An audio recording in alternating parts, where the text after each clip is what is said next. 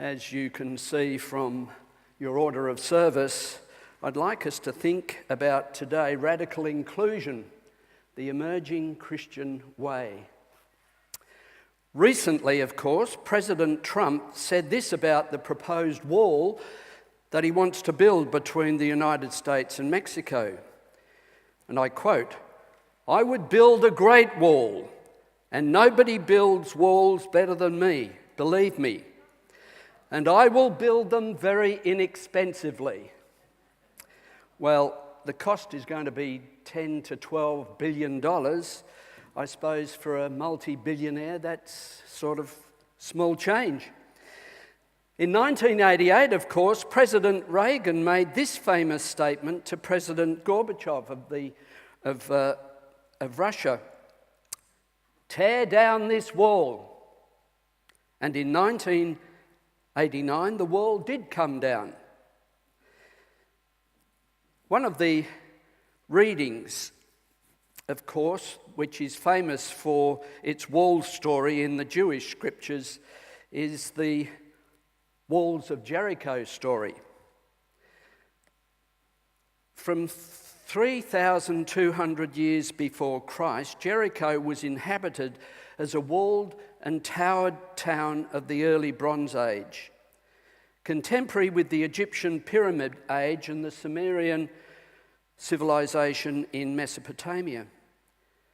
After 1,600 years before Christ, Jericho was violently destroyed, probably by Egypt's 18th dynasty pharaoh. Biblical scholars, of course, have suggested that the conquests of Joshua in the period of the 13th century BC, at the end of the Bronze Age, which is the agreed period by scholars for the conquest of Israel, that there were no cities to conquer, and therefore some of these stories are legends and no more. I'd like to share with you very quickly some other stories about walls. Think of the Great Wall of China, which was built to protect the Chinese states and empires against the raids and invasions of the various nomadic groups from the Eurasian steppes. Some walls were built as early as the 7th century BC. But the majority of the present wall, if you've been to Beijing and gone out to the Great Wall, was built during the Ming Dynasty, 1368 to 1644. And then there's the Berlin Wall, which we all know about. An iconic symbol of the Cold War, was initially constructed in August 1961, conceived by the East German administration of Walter Ulbricht and approved by the Soviet leader Nikita Khrushchev. The wall was a long separation barrier between East Germany and West Berlin for 28 years. And when the wall came down in 1989, it has come to represent the collapse of communism in Eastern Europe. And then there's the Israeli West Bank barrier or wall.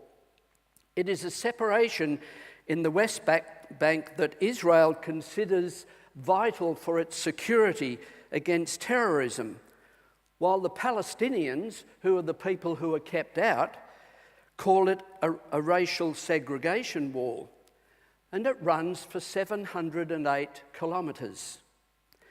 The International Court of Justice issued an advisory opinion stating that the barrier or the wall is a violation of international law. We know from these brief examples that physical walls separate people, separate families, act as barriers to economic opportunities, protect territory or people from outside influence or interference. But we also know that there are other kinds of barriers or walls that we can erect. Look at the language of professions. They are a closed shop except to the initiated. Think about the language of the medical profession or the education profession, which I was involved in for 35 years, with all of its anagrams such as ATARS and PYP and MYP and so on. We use language to create barriers, and then only the informed have access to that privileged knowledge. It is exclusive, keeping people out of that knowledge. And in the church, of course, we use rituals, practices, and language that are barriers to people feeling welcomed and accepted. What sense would a newcomer have in being confronted with the words of the Apostles' Creed or the words of the Nicene Creed? They would feel excluded. And governments can use laws and legislation to exclude people as well. When in 2004 the Marriage Act of 1961 was amended to exclude same-sex couples because marriage was only between a man and a woman. Exclusion. This is what the Bulgarian Jewish philosopher Tsevetan Todorov, in his book called Hope and Memory, where he examines how totalitarian regimes of the 20th century sought to achieve total control of the memory of the people. He cites a number of ways totalitarian regimes did this. To thwart the free circulation of knowledge, he mentions wiping out the evidence. And that's what the SS did in Nazi Germany by burning all their archives and paperwork that might incriminate them in their role in the concentration camps. The second technique he mentions was to intimidate people and to forbid them to seek information or to pass it on. And hence listening to foreign radio stations was banned in Nazi Germany and in the Soviet Union. And under communist Russia, camp guards on the Solovki Islands were ordered to shoot the seagulls so they couldn't be used as carrier pigeons. A third means of hiding reality and erasing all traces of memory was the use of euphemisms. And under the Nazi regime, when the Jews were moved to concentration camps, terms such as evacuation, deportation, transportation were used.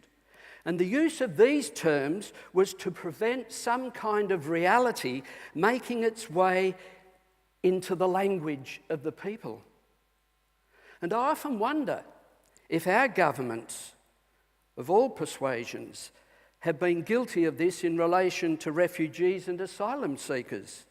We call them illegals or boat people and dehumanise them in such a way. And then the government assumes control of all of the information because, for security reasons, exclusion. What I'd like to suggest to you this morning, rather than exclusion, that radical inclusion is the way forward for the church. Don Cupid, a former fellow of Emmanuel College in Cambridge, once wrote, "What Jesus preached was the kingdom, and what he got was the church." These words are meant to give us a wake-up call and to ask ourselves why the church is not practicing the radical inclusion of the kingdom of God described by Jesus. Radical inclusion is the practice of including in any community those who are normally excluded. For Christian communities, Jesus is the model of someone who lived and taught radical inclusion. And what did Jesus mean when he talked of the kingdom of God? When we think of kingdoms, we think of exclusion. Kingdom defines territory. Kingdom defines allegiance. Kingdom defines authority. But the kingdom that Jesus spoke about was the very opposite of that. Marcus Borg, in his book, The Heart of Christianity, wrote that when Jesus spoke of the kingdom, he was evoking a new social vision, which included both social and political dimensions. An inclusive kingdom so different from the one espoused by King Herod and Caesar of that day, with their systems of domination and exploitation. Jesus offered a kingdom that was welcoming to all. John Dominic Crossan suggests in his book, Jesus, a Revolutionary Biographer, that the kingdom of God is what the world would be if God were directly and immediately in charge. And in the Gospels, the writers put the phrase kingdom of God into the mouth of Jesus over 100 times. His welcome to the kingdom was extended to all who had been left out and marginalised in the society of his day. The kingdom of God, as defined by Jesus, is a realm of radical inclusion, a society of radical equality. It is a realm where justice, love, and acceptance replace systems of injustice and domination. Abundant life in the kingdom means helping to make justice available to all. And for those who hold to the belief that the only way into the kingdom is through Jesus, we need to be reminded that no one has the right to limit God's choice of who can inhabit the kingdom. In a multicultural, multi-faith world, we share the realm of God with those of other faiths and cultures. And I wonder sometimes how many people have left the church because its doors have been permanently closed to so many. When we consider the church today a place where radical inclusion ought to be practiced, we're confronted with areas of exclusion.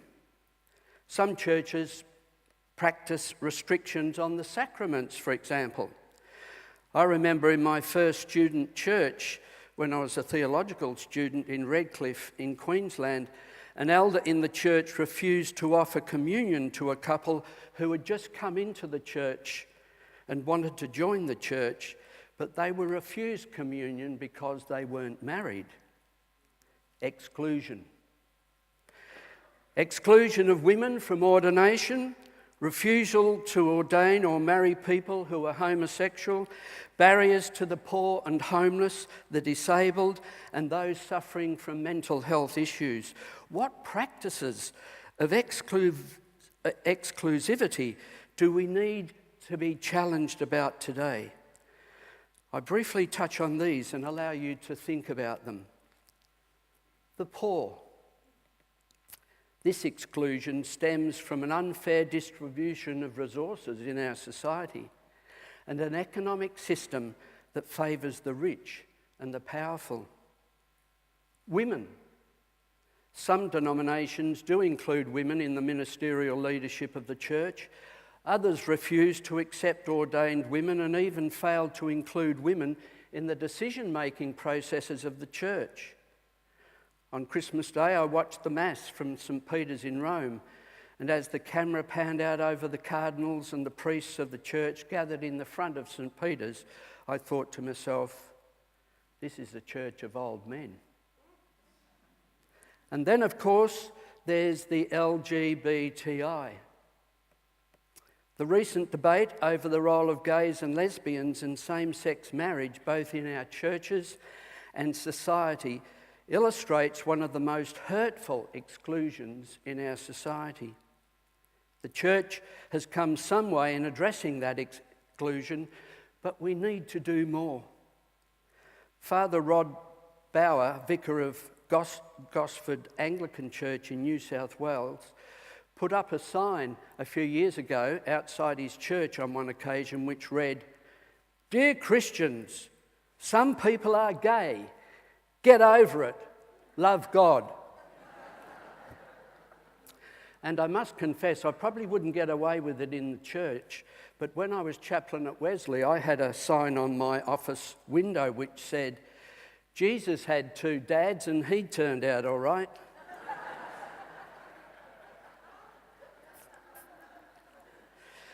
And then, of course, there is the First Nation people, our Indigenous friends.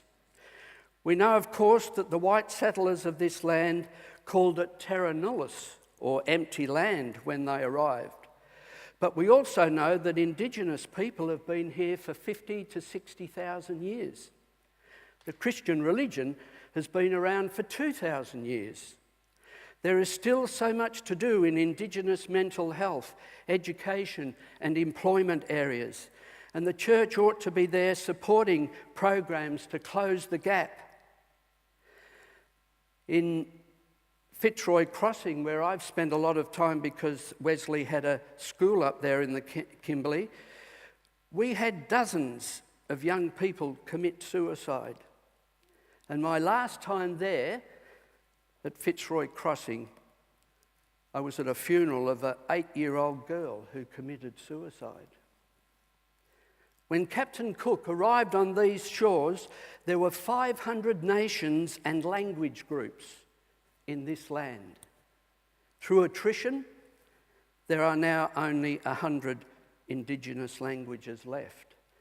And you know how important language is to our identification and to our memory. People who are challenged physically, mentally and emotionally. It is recognised, of course, with great pride that this church has been a leading influence of bringing religion and psychology together and is meeting the needs of people who struggle with mental health issues and personal issues through the Mingari Counselling Centre.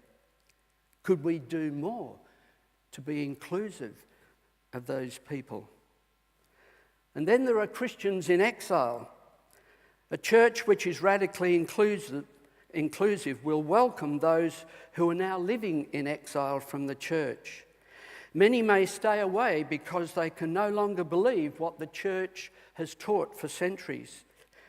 These people need to feel welcomed and part of the church's community. And then there are the spiritual seekers, many who can no longer accept the theology being preached in churches, but they still experience a spiritual longing. And many on the fringes of the church have an ongoing search for a new spirituality that answers their need to understand the meaning and purpose of life. And then finally, there are all strands of ministry.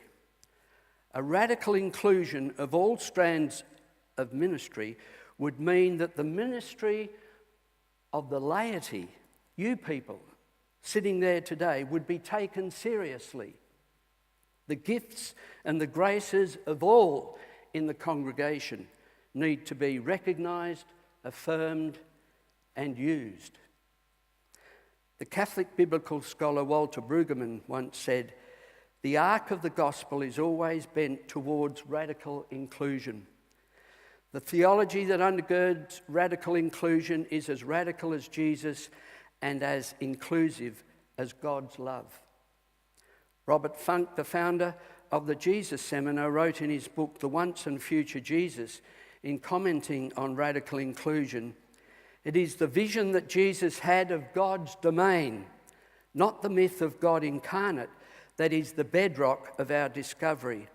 And the bedrock of that discovery turned out to be a new vision of Jesus and his concept of intrusive, radical inclusion. Today, with the church in decline and mired in outdated beliefs and practices, it would seem that we need to learn how to think the kingdom way of thinking and to live the kingdom way of living, which is radical inclusion.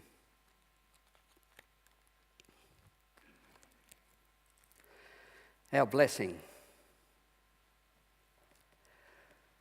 Lord, as we part and go our different ways, it is our prayer that you will give us, each in our own way, the passion for living and loving, the courage for daring and hoping, the freedom for growing and changing, the capacity for giving and receiving, the humility for learning, the tenderness for understanding, the strength for enduring, the trust for believing. And may your grace and your peace, which is not the absence of conflict, but the presence of all that makes life whole, be with us today and go with us. Amen.